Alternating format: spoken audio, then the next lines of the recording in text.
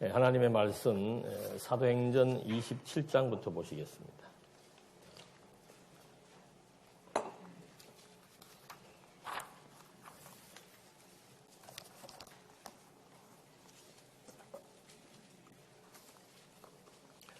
사도행전 27장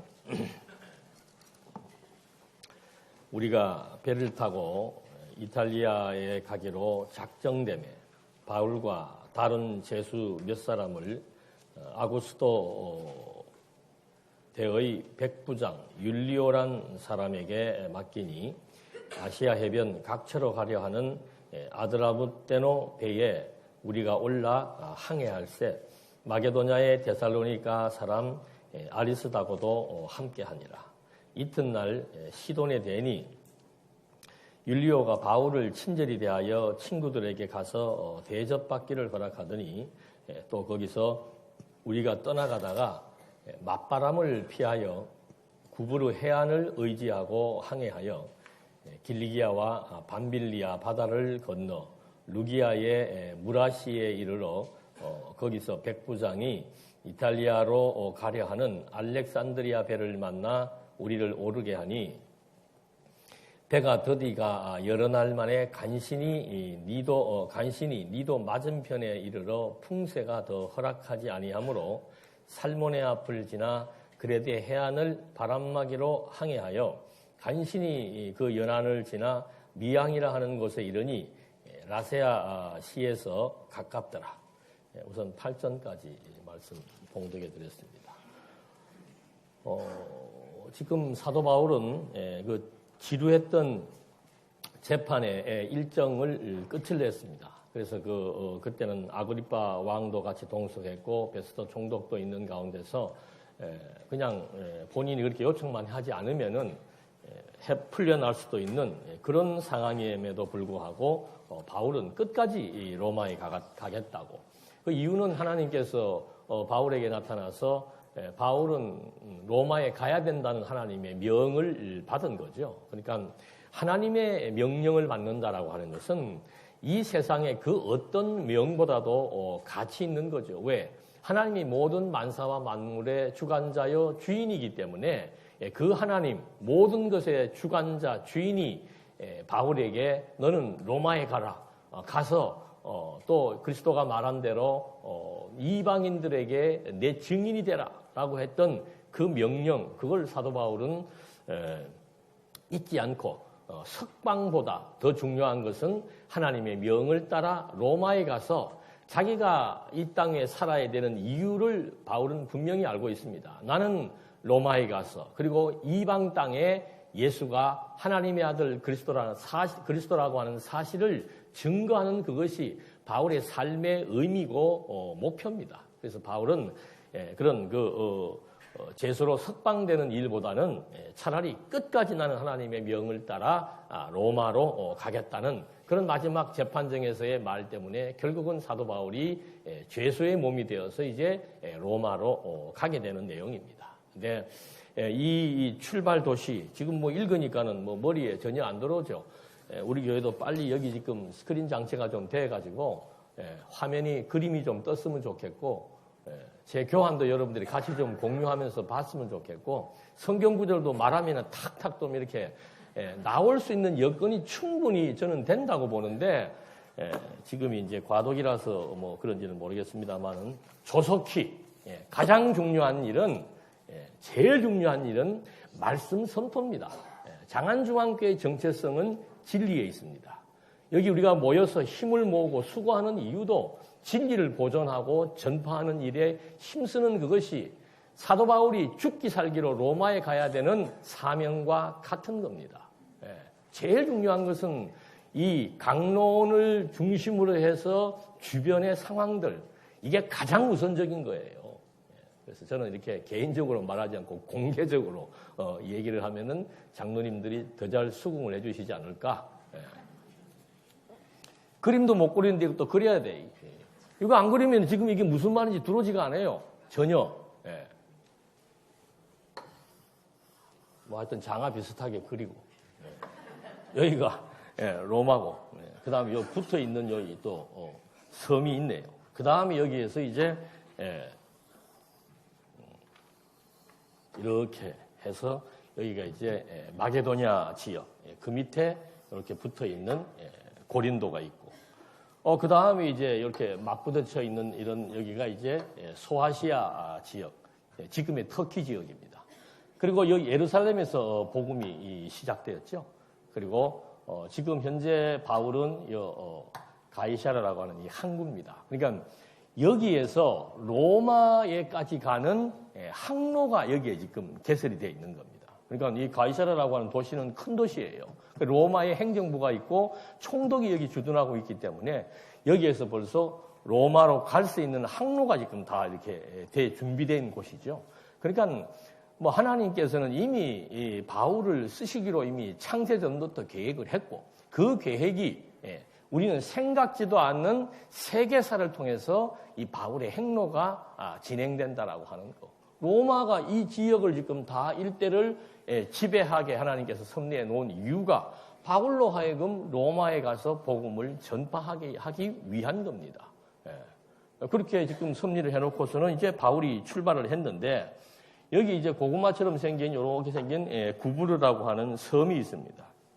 이게 무슨 얘기인가 하면은 바울이 여기에서 이렇게 바로 그냥 로마로 가면 좋은데, 이 바다는 바람이 많이 일고 풍랑입니다. 그리고 막 맞바람이 치고 하면은 배가 잘 나가기가 힘들죠. 그런데 이 배는 좀 큰 배였나 봐요. 한 300여 명이 탈 수 있는. 그래서 일로 바로 가지 않고 이쪽으로 이제 요 섬 사이로 이렇게 들어가서 이 지금 항로가 지금 이렇게 돼 있습니다. 이렇게 해서 또 이쪽으로 이렇게 갔다가 요 중간에 또 그레데 섬이라고 하는 것이 있습니다. 그래서 이 그레데 섬으로 지나가는, 여기로 이렇게 갔다가 다시 이렇게 와서 여기로 이렇게 가서 많이 어렵죠. 여기에서 이제 결과적인 이제 막 큰 태풍을 만나게 되고, 그 다음에 요쪽 또 조그마한 섬이 있네요. 여기 갔다가 해서 이제 로마에까지 올라가는 그런 과정들입니다. 그러니까 그 사도행전은 간단해요. 성령이 임했습니다. 그리고 가장 큰 사건인 이 예루살렘에서 스데반이 순교를 했습니다. 이 사건으로 여기 안디옥의 이방인 중심의 첫 교회가 세워집니다. 교회의 초석은 예루살렘입니다. 예루살렘, 유대, 사마리아 지역을 지나서 여기 이제 안디옥 땅에 교회가 세워졌죠. 이 안디옥에 바울과 바나바가 목회를 하게 되죠. 그 전에 바울이 이쪽 다메섹으로 가는 도상에서 그리스도를 만나서 그리스도의 제자가 되는 겁니다. 그래서 바울이 여기서 이제 출발을 해가지고 1차 전도 여행, 그 다음에 다시 여기에 가서 2차 전도 여행, 그리고 한 번 더 돌아보는 3차 전도 여행, 거기에서 이 에베소에서 장로들과 작별을 하면서 가지 말라고. 왜? 예루살렘에 가봐야 당신에게 좋은 일 없다. 유대인들 지금 당신 죽이려고 기다리고 있다. 그러나 나는 가야 된다. 왜? 하나님께서 나에게 명하신 것이 있다. 나는 저 끝에 있는 로마에까지 가서 이 복음을 전파해야 된다. 그것이 이 사도행전의 마무리 부분입니다. 그래서 지금 여기에서 계속 바울이 여기에서 재판받다가 잘못하면 유대인한테 살해당할 수가 있기 때문에 이쪽 가이사라에 가서 결국 재판을 받고, 그 판결의 결과로 나는 로마 시민이니까 로마에 가서 재판을 받겠다. 그렇게 해서 지금 이제 항해하는 과정의 내용들을 진술하고 있습니다. 그러니까 하나님께서 하나님의 뜻을 따라 하나님의 명에 의해서 무죄로 풀려날 수 있는 사도 바울을 하나님께서 명령했으면은 이 항해길이 어떻게 했으면 좋겠습니까? 얼마나 좀 순탄하고 갑자기 치던 파도들도 어떻게 해요? 잠잠히 멈추면서 조용한 뱃길을 갔으면 좋겠는데 그건 우리의 희망사항. 하나님을 오해하시면 안 돼요. 하나님이 하시는 일을, 그래서 성경이 필요한 거예요. 하나님이 하시는 일을 보니까 당신이 정해놓은 아무리 선한 일도, 또 특별히 한 사람을 지명해가지고 어떤 명령을 맡겨도 그 명령을 수행하는 과정들은 만만한 것이 하나도 없습니다. 그 이유를 알면은 괜찮은 거죠. 그 이유를 알면은. 그래서 지금 사도 바울이 이렇게 재판에 이제 지루한 재판을 끝내고 죄수의 몸으로 이제 로마에까지 가게 되는 과정들을 여기서 우리가 봤는데, 여기 잠깐 이제 주목할 것은 뭔가 하면은 이렇게 이제 배에서 뭐 누가 이 호송 대장이 되고 이게 다 나옵니다. 그렇게 나오고 아리스다고라고 하는 사람이 여기에 등장을 해요. 이 사람은 누군가 하면은 바울의 동력자입니다. 그러니까 에베소 교회에 있을 때 그 신상 문제로 인해 가지고 바울이 막 거기에 사람들에게 연행되고 할 때 이 아리스다고도 같이 연행되고 같이 생활했던 그런 사람이에요. 그러니까 하나님께서 동력자를 이렇게 어떤 상황이든지 간에 동력자를 이렇게 붙여서 하나님이 섭리해 나가신다라고 하는 거. 물론 우리는 일은 내 개인이 하는 것 같지만 실제로 인간 사회에서 혼자라고 하는 건 없어요. 이번에 사경회의 주제도 아마 뭐 함께 이런 것들이 다 뭐 주어질 것 같은데, 우리 사회에서는 혼자라는 게 없습니다. 교회도 혼자가 없고 신앙생활도 우리가 혼자 하는 것 같지만은 나 혼자 하려면은 저 자연인이 돼갖고 산속 깊은 데 들어가서 아무것도 없는 데서 혼자서 자기 하고 싶은 대로 하며 사는 거, 그거야 혼자일 수 있겠죠. 그것도 혼자 아니에요. 가면 들짐승도 있고, 혼자라고 하는 건 없어요. 근데 우리는 자꾸 이 신앙생활이 나와 하나님과의 관계에서 나 혼자 신앙생활 바로 쓰면 된다. 내 신앙 내가 지킨다. 아니에요. 내 신앙 내가 지키지만 실제는 관계 속에서 모든 것들이 이루어지는 겁니다. 하나님이 사도 바울 쓰려면은 뭐 이 다른 동력자 안 세워도 쓸 수 있잖아요. 근데 굳이 왜 세우는가? 그게 협력입니다. 그게 함께하는 것이고. 그래서 이 교회의 모임이라고 하는 것은 그런 의미에서 중요하다고 지난번도 한번 말씀드렸을 거예요. 굳이 교회는 공부하는 것이다. 성경을 공부하는 것이다. 성경 공부 여기 안 나와서 해도 충분히 할 수 있다 그랬잖아요. 집에서 해도 얼마든지 편안하게 누워서 들으면 돼요. 지금 이 시간에 교회 안 나오고 아마 동영상 보고 계시는 분도 계실 거예요. 그거 꼽혀입니다. 함께 하는 겁니다. 함께. 부득이한 사정이 있어서 못 나오시는 건 모르지만은 함께라고 하는 거. 이제 이거는 이 시간에 이렇게 깊이 있게 얘기할 건 없고 사경회 때 이제 함께에 대해서 완전히 우리가 뿌리를 뽑는 그런 한번 시간을 가져보십시다. 하나님께서 이 지금 먼 길을 떠나가야 되는데 벌써 여기에서 동력자 한 사람을 그것도 같이 생사고락을 같이 했던 동력자를 준비해서 함께 가게 하시는 그런 하나님의 섭리를 지금 잠깐 보고 결국은 이제 이런 해안들을 지나서 행진을 하는데 여러 가지 많은 그 장애가 있습니다. 그게 이제 바다는 뭐 잠깐 길을 알 수 없습니다. 바다가 갑자기 고요해지면은 바로 연이어서 풍랑이, 태풍이, 바다의 물결이 엄청나게 험해지는 그런 경험들을 할 수 있죠. 여러분들 아마 배 안 타보신 분도 많이 계실 거예요. 저는 어릴 때도 그 부산이라고 하는 항구 도시에 있었기 때문에 배를 타보고 했는데 배 타면은요, 이거 울렁거리기 시작하면은 뭐 다 토해내고 굉장히 힘듭니다. 그런 이제 항로를 통해서 바울이 이동을 하는데 아니나 다를까 이제 처음부터 심상치가 않습니다. 조짐들이. 그렇게 해서 계속 이 그레데 해안으로 지나가는데 바람막이로 삼기 위해서 미항이라고 하는 이쪽 가운데는 여기가 이제 미항이라고 합니다. 일로 가야 되는데 이쪽에 막 회오리 바람이 부는지 하여튼 다시 일로 내려와서 이쪽으로 지금 잠깐 정착을 하게 되는 그런 내용들입니다. 그러면서 9절에 여러 날이 걸려 금식하는 절기가 이미 지났으므로 항해하기가 위태한지라 바울이 그들을 권하여 말하되 여러분이요 내가 보니 이번 항해가 하물과 배만 아니라 우리 생명에도 타격과 많은 손해를 끼치리라 하되 백부장이 선장과 선주의 말을 바울의 말보다 더 믿더라.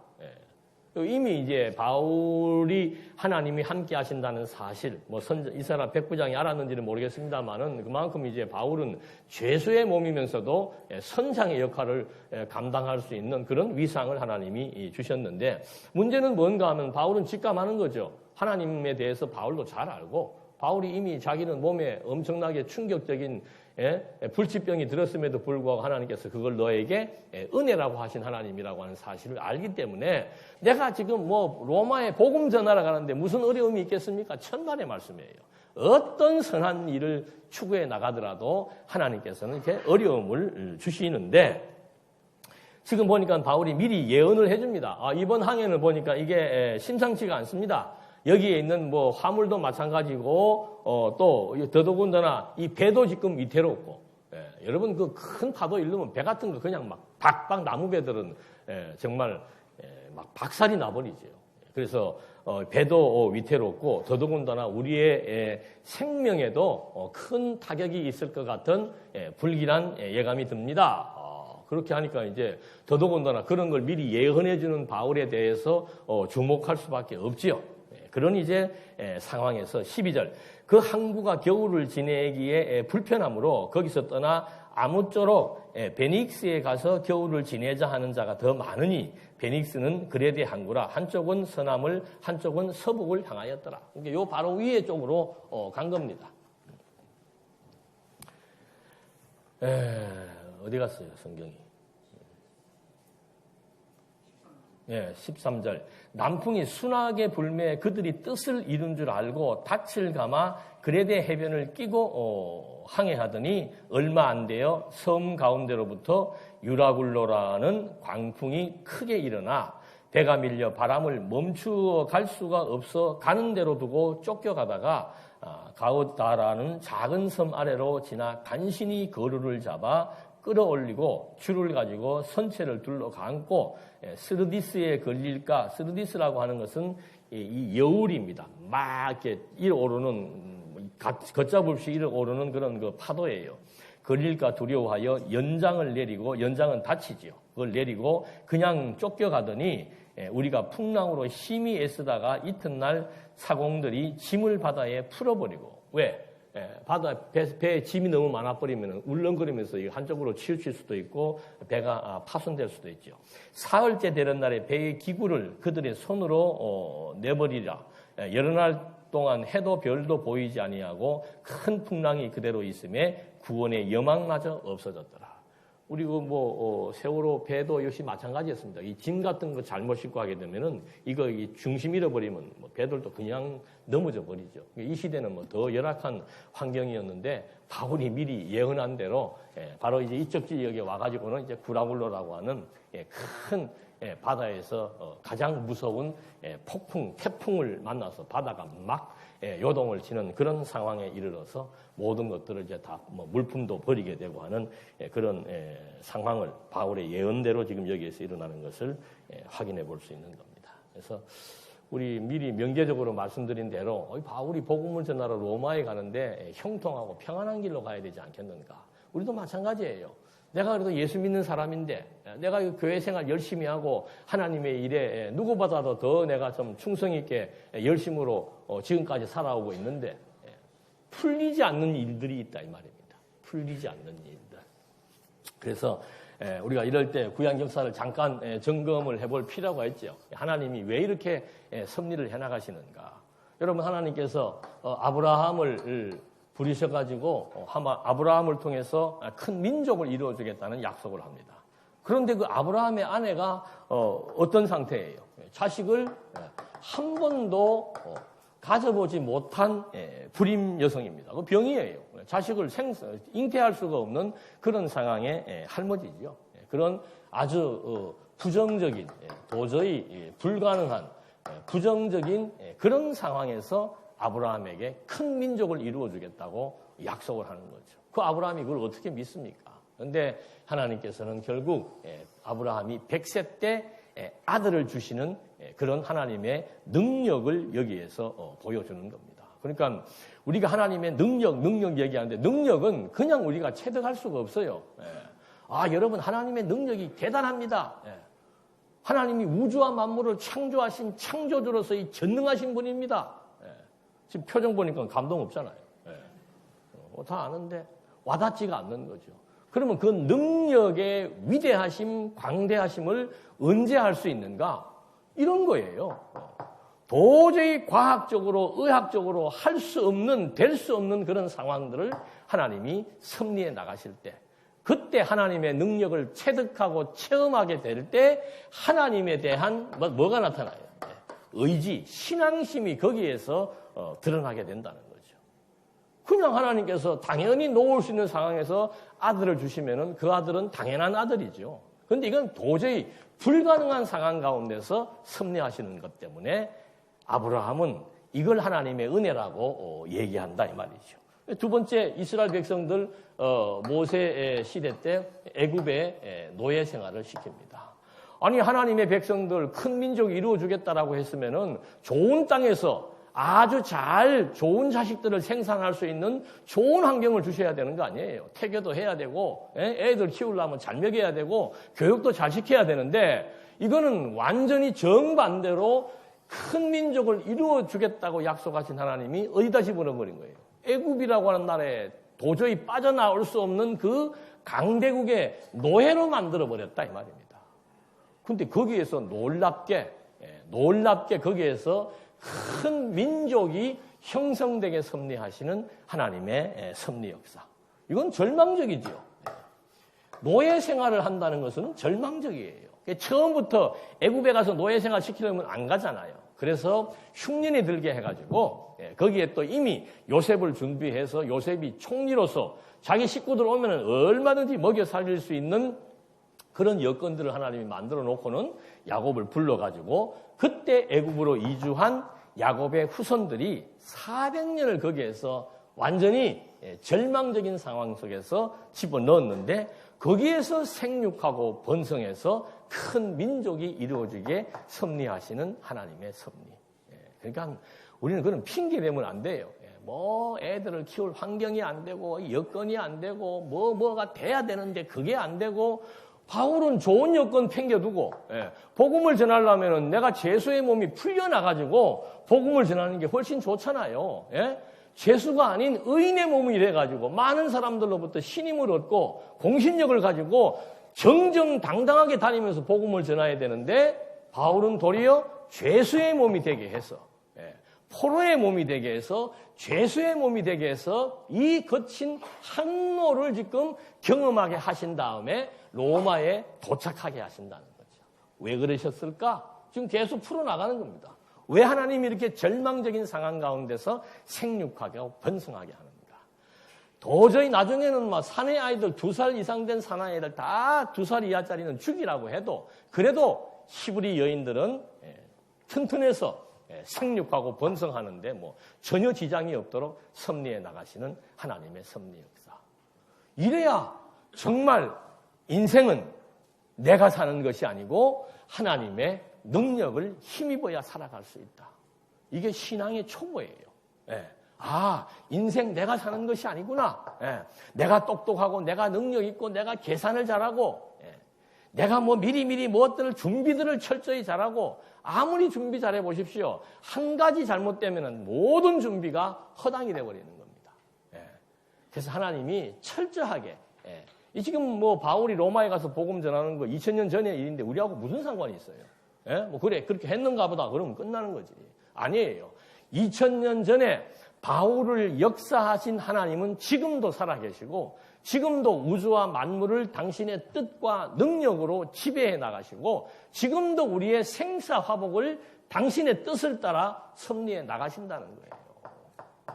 여러분 6일 동안 전투하셨잖아. 전투. 생업의 현장, 생활의 현장 속에서 치열한 삶을 살면서 뭐 배우고 오신 겁니까? 최소한도 6일 동안 치열한 삶 속에서 야, 이거 내 능력으로 안 되는구나. 내 생각으로 안 되는구나. 이거 뭐 급한 마음 가졌다가 불안한 마음 가졌다가 뭐 공포심을 가졌다가 결합을 심리적인 현상 여러 가지 많은 것들이 내 생각대로 안 되는 것 때문에 내 계획대로 안 되는 것 때문에 좌절하고 실망한단 말입니다. 그게 6일 동안의 전투예요. 오늘 왜 나오시는가? 그 전투의 의미를 알자 이 말입니다. 왜 내 삶이 이렇게 굴곡진가? 왜 이렇게 내 인생에 이렇게 뭐가 제대로 잘 이렇게 풀리는 게 없는가? 뭔가 좀 되는 듯 하면은 되는 듯 하다가 또 풍랑이 일고 되는 듯 하다가 풍랑이 일고 왜 그러냐 그 말이지요. 일반인들은 하나님을 모르기 때문에 마지막 가서 다 놓고 가야 될 것에 거기에만 혈안이 돼갖고 그게 인생의 목표가 돼버리는 거예요. 저도 이제 좀 60이 넘어가니까 그런 거에 대한 의미를 알겠더라고. 놓고 가는구나. 조금 있으면 하나님이 부를 때인데 부를 때 갖고 갈 것이 아무것도 없구나. 뭘 갖고 가는가? 내 일생 살아왔던 삶의 역사와 의미를 가지고 하나님 앞에 가는 거예요. 그럼 우리는 달라야 될 거 아니에요? 예? 하나님을 모르는 사람들은 어디에 목표를 두는 겁니까? 마지막 종착점에서 가지고 갈 수 없는 것을 위해서 일생을 산다 이 말입니다. 하나님의 백성들은 영원한 것, 영원히 존재하는 것을 위해서 살아가는 거예요. 사도 바울이 지금 그걸 택한 거 아닙니까? 예. 내가 자유의 몸이 되어서 마음껏 살고 싶다? 아니에요. 내가 비록 죄수의 몸이 되고 포로의 몸이 될지언정 영원히 존재하는 하나님의 영광을 위해서 내 인생을 살아간다는 그것이 진정한 인생의 가치고 의미라 하는 거죠. 그게 신앙인들의 삶의 방향이며 목표라 이 말입니다. 그래서 지금 하나님께서도 그걸 하나하나 나를 의지하지 않으면 안 된다는 거죠. 나를 의지했을 때 주어지는 그 놀라운 평강이 무엇인지를 하나님은 하나하나 지금 역사를 통해서 교육을 해주는 겁니다. 이렇게 섭리해 오시면서 결국은 노예 생활하다가 또 어디로 끌어내요? 광야로 끌어냅니다. 광야도 그냥 지나게 하는 것이 아니고 40년의 아주 열악한 환경 속으로 이속으로 집어넣어서 하나님이 인도하신다는 것, 하나님이 자손을 주셨다는 것, 하나님이 민족을 주셨다는 것, 하나님이 이 광야 동서남북을 분간할 수 없는 그런 위기적인 상황에서 하나님이 인도하신다라고 하는 것. 그 다음에 여호수아를 통해서 가나안 땅을 정복하는 거. 이거 정복이 이렇게 쉬운 얘기가 아닙니다, 여러분. 정복은 다른 말로 하면 뭐 하는 거예요? 전쟁이에요, 전쟁. 지금 우리가 왜 온 세계가 왜 두려워하고 있는 겁니까? 전쟁이에요.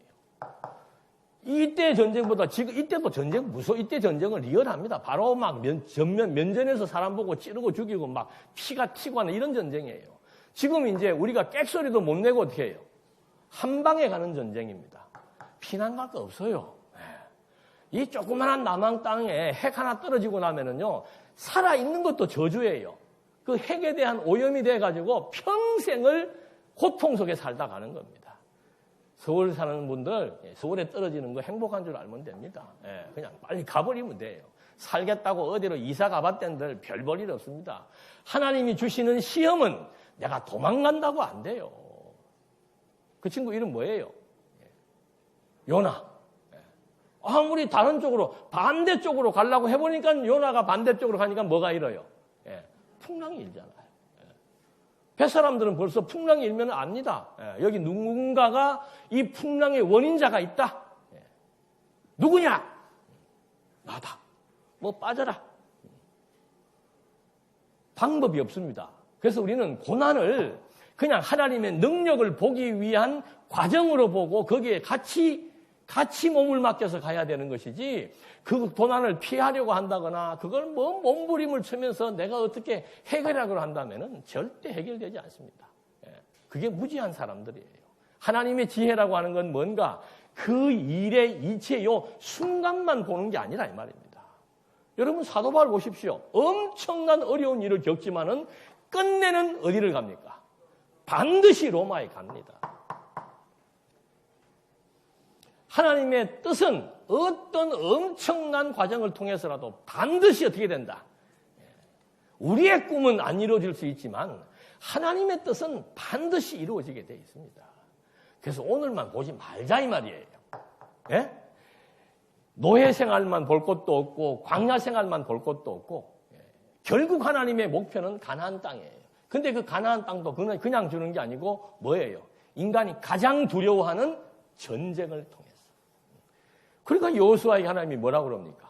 여호수아야, 두려워하지 마라. 제일 무서운 게 전쟁이에요. 그리고는 강하고 담대하라, 강하고 담대하라, 강하고 담대하라. 3번씩 얘기해 줍니다. 그럼 여호수아는 그 말만 들으면 강하고 담대해지고 강하고 담대해집니까? 아니에요. 강하고 담대할 수 있는 하나님의 약속이 주어지는 거예요. 그게 뭐예요? 내가 너와 뭐한다? 함께 한다 이 말이에요. 여러분, 우리 하나님은 볼 수 없습니다. 지금 하나님이 함께 합니까? 안 합니까? 믿어지십니까? 그러면 네, 믿어야지 아니에요. 그게 믿어지면은 마음의 걱정, 근심, 두려움, 공포 다 없어지게 됩니다. 불안과 초조, 그리고는 하나님의 함께 하심이 믿어지면은 마음에 뭐가 자리 잡아요? 평강이 자리 잡는 거죠. 신앙은 그런 거예요. 속일 수가 없는 거예요. 왜 이렇게 하나님이 섭리해 나가시는가? 그래서 결국에 가서는 내가 사는 것이 내가 아니고 뭐다? 하나님의 은혜구나. 모든 만사가 하나님의 뜻대로 진행되는구나. 가나안까지만 합시다. 이거 자꾸 더 나가봐야 같은 얘기인데. 하나님의 섭리가 이런 거예요. 왜 예수를 죽였다가 살립니까? 이게 절정입니다. 절정. 하나님의 능력의 영광의 절정이요. 하나님의 은혜의 영광의 절정이요. 죽였다가 한 생명을 죽였다가 살리는 거 아니에요. 그래서 죽어버린 자기 백성들의 생명을 다시 살려내시는 하나님의 섭리 역사. 이게 하나님의 행적을 지금 그대로 보여주는 겁니다. 성령의 행적이 하나님의 행적이에요. 사도들의 행적이 하나님의 행적입니다. 그래서 이렇게 철저한 하나님의 역사, 결국은 하나님의 목표는 반드시 이루어진다. 그리고 하나님의 뜻은, 나를 통한 하나님의 뜻은 반드시 이루어진다. 장안, 중안, 교회를 통한 하나님의 뜻도 반드시 이루어집니다. 이 교회가 반드시 견고하게 세워지게 하기 위한 하나님의 섭리예요. 아니 이게 지금 하나님의 피값으로 세워진 교회고, 이 교회를 진리의 말씀으로 양육해서 견고하게 세워서 여기로부터 시작되는 복음의 내용이 세계 각 곳곳으로 지금 다 전파되게 하시는 하나님의 뜻이 분명히 살아있을진데, 그 뜻을 이루어 나가는 과정 속에서 하나님의 생각은 반드시 이런 과정들을 겪게 한다는 거죠. 이스라엘 백성들 광야길 겪게 한 이유가 뭐라고 그랬습니까? 너희들이 나중에 이 가나안 땅에 들어갔을 때 가나안 땅이 얼마나 풍요로운데, 지금하고 똑같아요. 너희들이 지금 나중에 잘되게 됐을 때, 성공했을 때, 정말 교회가 멋있게 여기 그냥 꽉 차고 밖에 사람들이 기다리고 밑에까지 다 차서 그런 놀라운 역사가 일어날 것 같아요? 안 일어날 것 같아요? 믿음대로 될지어다. 그때 일어납니다. 왜 안 일어나요? 그때 하나님 앞에 내가 그때 어떤 역할을 했고, 그때 내가 무슨 역할을 했고, 그런 소리 못하게 하시려고. 물론 역할들이 다 있지요. 그런 역할들이 있었기 때문에 하나님께서 그런 결과를 만들어내시는 건데, 그 역할을 담당한 사람들의 입에서 오늘의 나된 것은 하나님의 은혜라고 하는 거예요. 어쩌자고 하나님께서 나로 하여금 그런 역할을 주셔서 이 엄청난 일에 나를 도구로 써주셨는가. 거기에 대한 감동과 감사가 넘치는 찬송이 어우러질 수 있도록. 저는 오늘 찬송을 들으면서 어떻게 우리에게 이건 특권입니다. 여호와에 대한 찬송을 부를 수 있는 게 특권이에요. 그 찬송을 같이 들으면서 같이 마음이 뜨거워지는 게 하나님 백성들의 특권이란 말입니다. 지금 이 시간에 밖에서 다른 짓 하는 사람들이 훨씬 더 많습니다. 여기에 찾아와서 하나님을 찬송할 수 있고, 여기에 찾아와서 기도할 수 있고, 여기에 찾아와서 말씀을 통해서 하나님의 살아계심을 공감하고 확신하고 확증할 수 있다는 거, 특권이에요.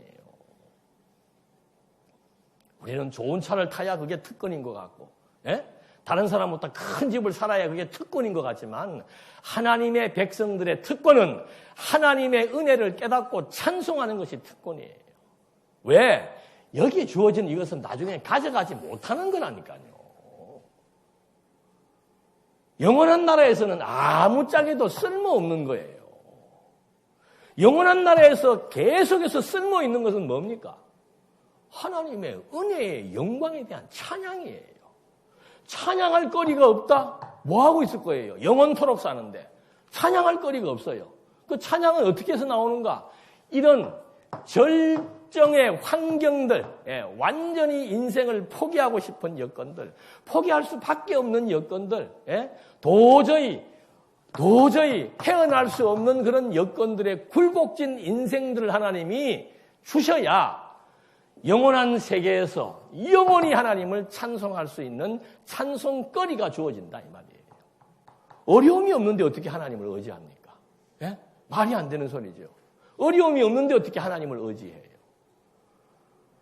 어려움을 겪지 않았는데 어떻게 은혜라고 하는 단어를 이해할 수 있냐 이 말입니다.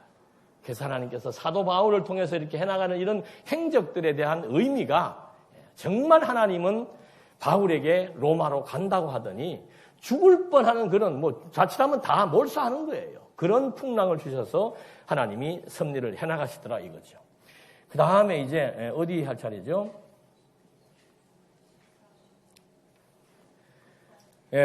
얼마 안 돼서 큰 풍랑이 일었습니다. 연장을 내렸고 21절. 여러 사람이 오래 먹지 못하였음에 바울이 가운데 서서 말하되 여러분이여 내 말을 듣고 글에 대해서 떠나지 아니하여 이 타격과 손상을 면하였더라면은 좋을 뻔하였느니라. 그러니까 자기들이 계산해가지고 야 이거 지금 이게 바람이 불고 하니까 여기 한 3개월 동안 여기서 머물자 자기들이 지금 계획을 짠 거예요. 바람이 부니까. 그 3개월 동안 여기서 있을 때는 좋았는데 여기서 3개월이 지나서 가니까 바로 뭘 만난 거예요? 태풍을 광풍을 만난 거예요. 바울의 말대로 그냥 갔으면 어떻게 해요? 만날지 안 만날지는 모르지. 피한다고 해서 뭐가 되겠어요. 그러나 바울은 지금 여기에서 분명한 것은 내가 분명히 지금 가야 된다고 했는데 너희들이 지금 너희들 생각으로 안 했기 때문에 저는 풍랑이 일었다고 얘기를 하는 겁니다. 여러 사람이 오래 먹지 못하였음에 바울이 가운데 서서 이제 지금 했죠. 22절 내가 너희를 권하노니 이제는 안심하라. 너희 중 아무도 생명에는 아무런 손상이 없겠고 오직 배뿐이니라.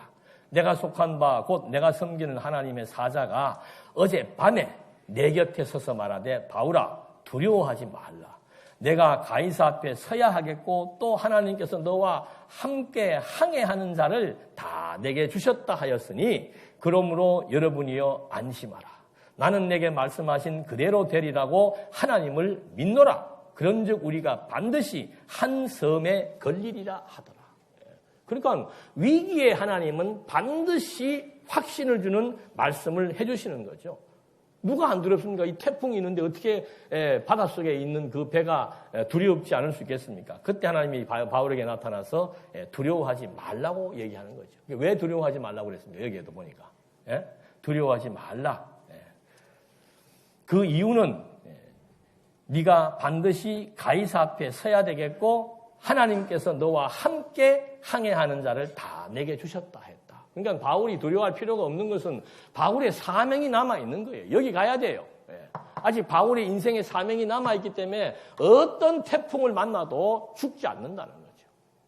그리고 왜 두려워하지 않는가? 하나님이 함께 한다 이 말입니다. 하나님이 함께 해서 이 배에 타고 있는 사람들 다 무사하게 목적지까지 도착할 수 있도록 섭리에 나가신다고 하나님이 나에게 약속했다 이 말입니다.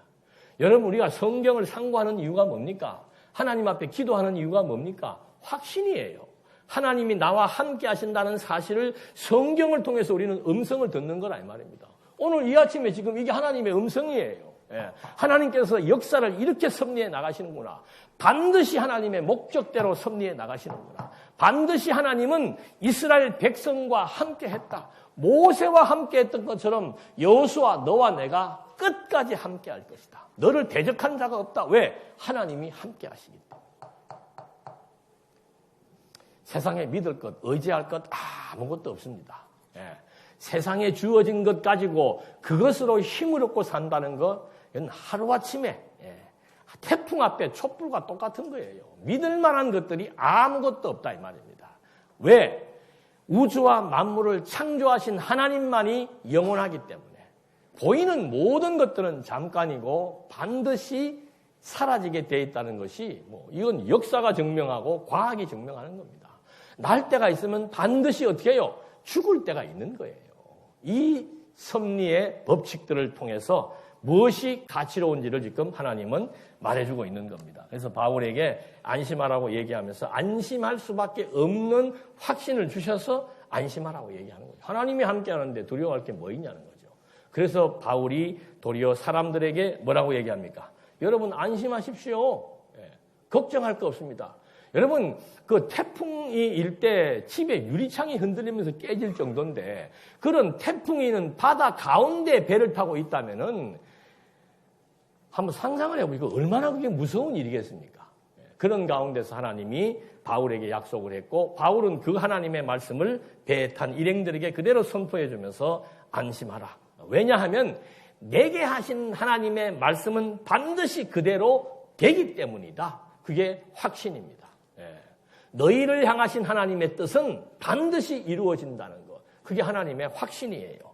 그런즉 우리가 반드시 한 섬에 걸리리라. 이 태풍의 위기를 모면하기 위해서는 한 섬에 걸려야 되는데 그걸 이제 하나님께서 섭리해 나가신다는 거죠. 그래서 하나님 우리 인생길도 똑같습니다. 내가 태어나서 마지막 종말에 이를 때까지의 모든 인생길 다 철저한 하나님의 뭐예요? 계획. 내 계획이 아니고 철저한 하나님의 계획입니다. 물론 우리가 살면서 무슨 계획을 세울 수는 있죠. 그러나 전제가 있어요. 그 전제가 뭐예요? 하나님의 뜻이면 그거 좀 빼놓지 마시라니까. 그러면은 막 거기에 목숨 안 겁니다. 근데 하나님의 뜻이면을 빼고 내 계획만 생각하면 이건 뭐 지금 당장 내가 세워놓은 계획대로 안 되니까 잠을 못 자고 걱정, 근심에 휩싸이고 신경 쓸 거 없어요. 자식들도 마찬가지고 경제적인 문제도 마찬가지고 건강의 문제도 마찬가지고 모든 것이 하나님의 계획대로입니다.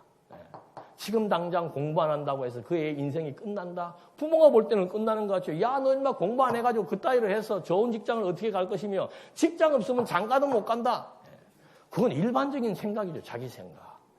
하나님 보십시오. 자식을 한 번도 놓아보지 않은 여인, 못한 여인의 태를 통해서 이삭을 주시는 하나님이신데, 그게 있을까요? 노예 생활을 통해서 생육 번성시키시는데, 동서남북을 가늠할 수 없는 광양길에 몰아놓고 하나님이 낮에는 구름기둥, 밤에는 불기둥으로 인도하시는데, 그래도 못 믿겠냐 이 말이에요.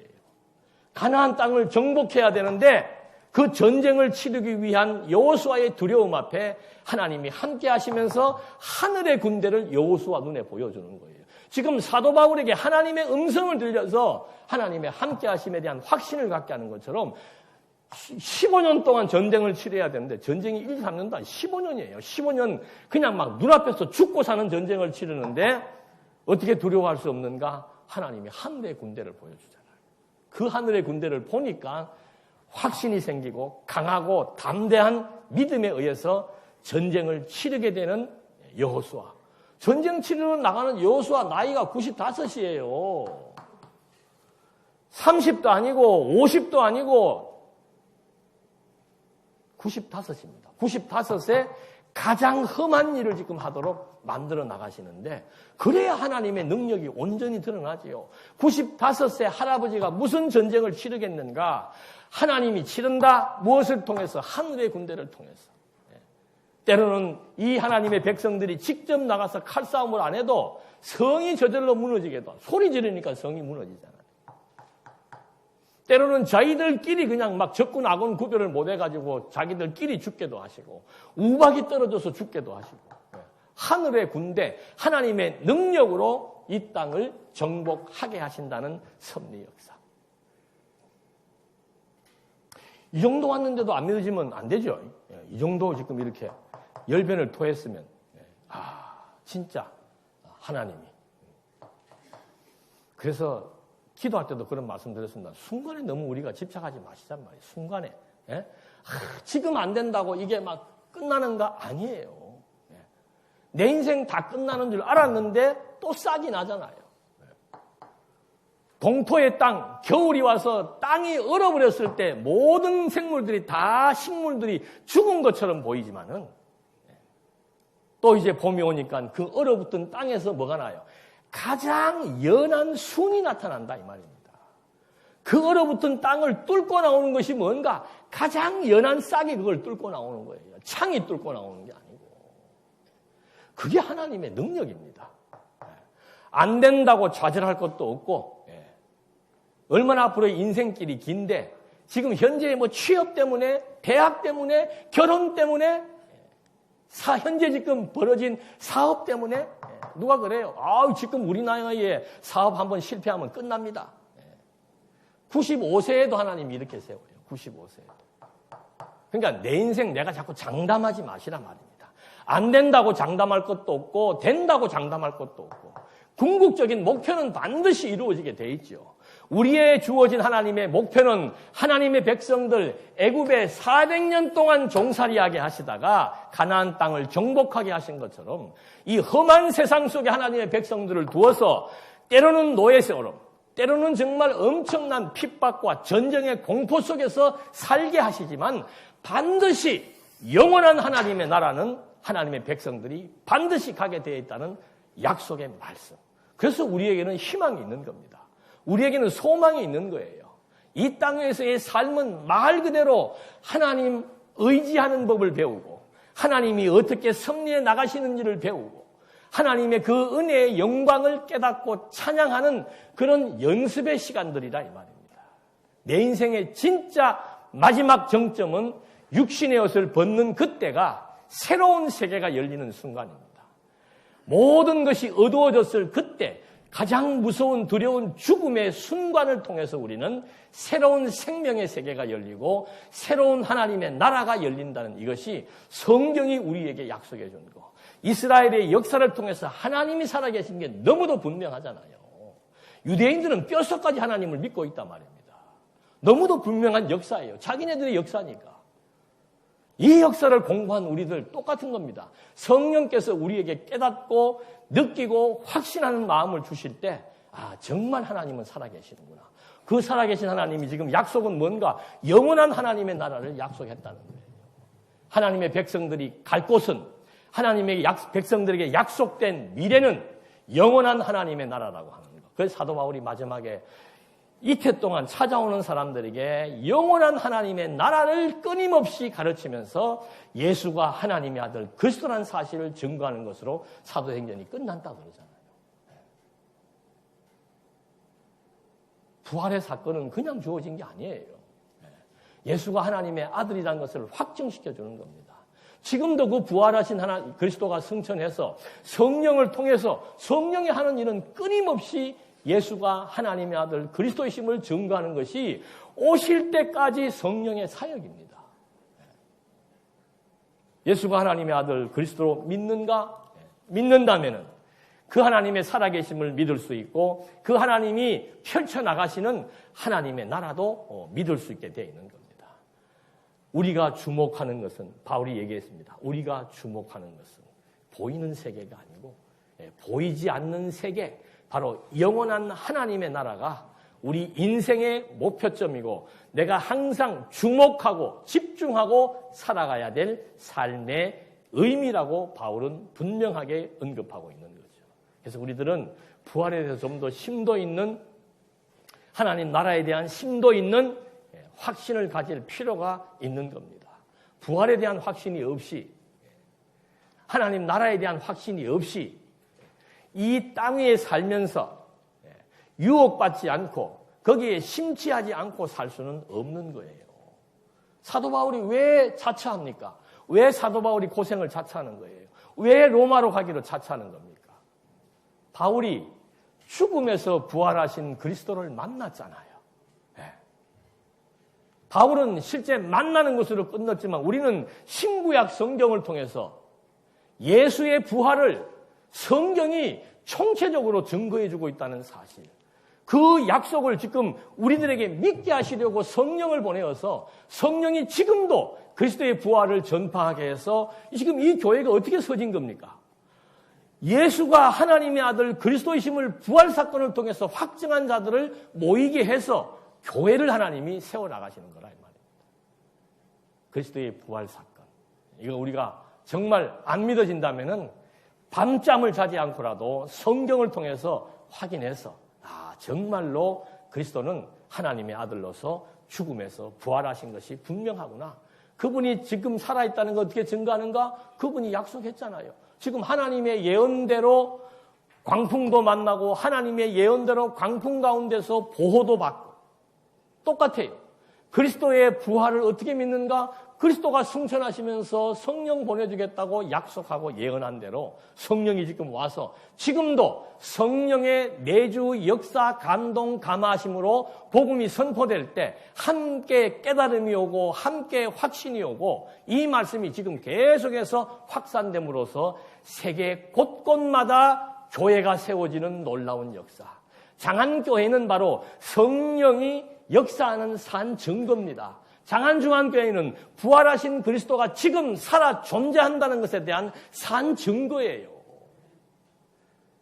그거를 함께 우리가 깨닫고 공감할 때, 이 교회가 왜 소중한지, 하나님의 나라가 우리 삶의 목표가 왜 돼야 되는지, 똑같은 찬송을 들어도 하나님 나라의 찬송에 대한 그 감동이 우리의 마음을 울리고 우리에게 힘을 얻게 하고 우리에게 확신을 갖게 해서 다시 나가는 전쟁터에 나갔을 때 여호수아가 15년 동안 전쟁을 치를 때마다 하나님의 함께 하심에 대한 확신이 승승장구하게 만들었던 것처럼 오늘 우리에게 주어진 하나님의 뜻 잊어버리지 마십시다.